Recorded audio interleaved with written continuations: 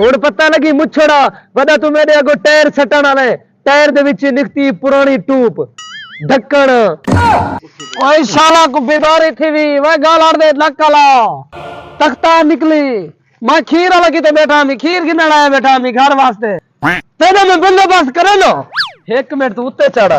तेरा मैं करे लो हाँ उत्ते चढ़ा मेरे को ये दस मेरे अगो टायर क्यों सड़ गए ढक्कन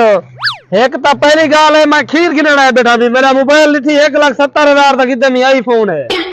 खार खार मक्खी से पावने मेरा तेरे मोबाइल नाल वास्ता कह नहीं तो मेरे को ये दस मेरी जंग बनी गई मैं वाली चलता हुआ था मेरी पावर जो ढेर है दस मेरे को टायर क्यों सटी तो मेरे घर दे नाल रेसा क्यों उड़े ने कि तेरा वखरा घर है हाँ सारे घर कहीं नहीं अपने घर रेसा नहीं दे रहा तू